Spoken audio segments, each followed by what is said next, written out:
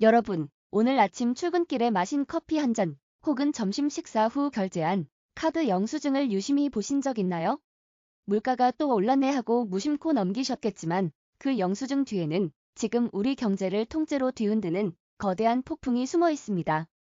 만약 누군가 매일 밤 여러분의 지갑에서 몰래 10,000원짜리 한 장을 빼가고 있다면 어떠시겠습니까? 지금 고환율이라는 도둑이 우리 모두의 실질 소득을 그렇게 훔쳐가고 있습니다. 실제로 오늘 하루 우리 정부는 이 도둑을 막기 위해 외환 시장에 엄청난 에너지를 쏟아부었습니다. 단순히 경고장만 날린 게 아닙니다. 오늘 하루에만 우리 세금 약 7조 원이 환율 방어에 투입된 것으로 보입니다.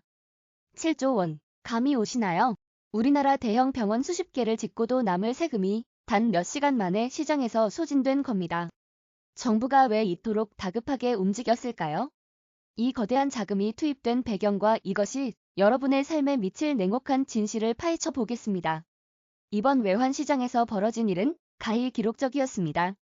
오전 9시 원달러 환율이 마지노선인 1,484원을 기록하자마자 외환 당국이 긴급하게 움직이기 시작했습니다.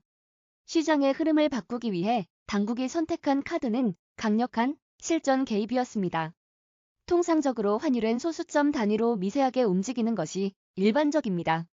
하지만 정부의 개입이 시작되자마자 환율은 순식간에 33원이나 폭락했습니다. 외환 시장에서 이 정도의 압도적인 낙폭을 만들어내려면 시장의 수요를 완전히 잠재울 만큼의 거대한 물량을 쏟아부어야 합니다. 시장 전문가들은 이 과정에서 투입된 실제 달러 물량을 최소 50억 달러로 추산하고 있습니다.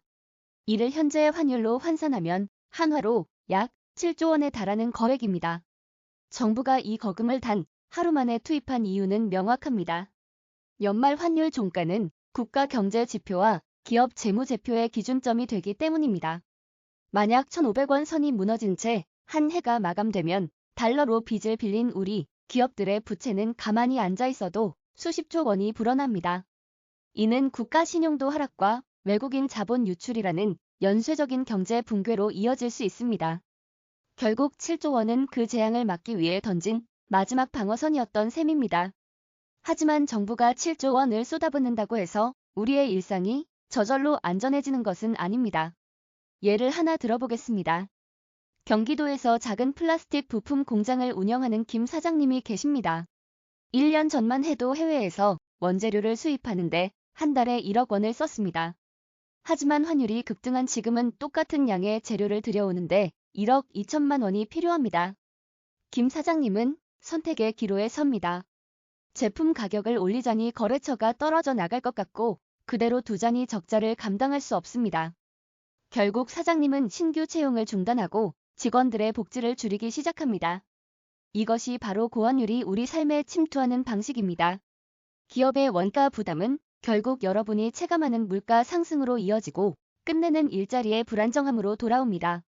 여러분이 오늘 받은 영수증의 무게가 이전보다 무겁게 느껴지는 이유는 정부가 7조 원을 써서라도 막으려 했던 그 거대한 파도가 이미 우리 앞마당까지 밀려왔기 때문입니다. 이제 우리는 냉정하게 인정해야 합니다.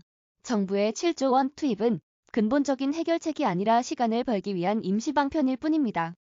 달러 수요가 줄어들지 않는다면 환율은 언제든 다시 1,500원을 향해 치솟을 수 있습니다. 국가가 모든 것을 해결해 줄 수 없는 지금 우리는 세 가지 생존 전략을 세워야 합니다. 첫째, 부채 구조를 즉시 점검하십시오. 환율 상승은 수입 물가 상승을 부르고 한국은행은 이를 억제하기 위해 금리를 올릴 수밖에 없습니다. 변동금리 대출을 보유하고 있다면 고정금리로의 전환을 진지하게 검토하십시오. 내년의 이자 부담은 지금의 계산을 완전히 뛰어넘을 수 있습니다. 둘째, 6개월치 생활비에 해당하는 비상금을 확보하십시오. 지금은 공격적인 투자보다 견고한 수비가 필요한 시점입니다.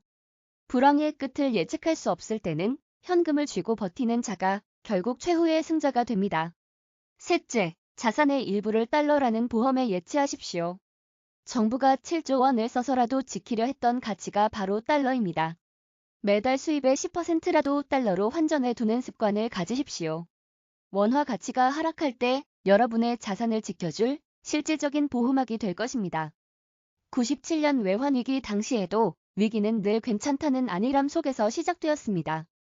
환율 33원을 떨어뜨리기 위해 하루 7조 원을 투입해야만 했던 이 비정상적인 상황을 결코 가볍게 넘겨서는 안 됩니다.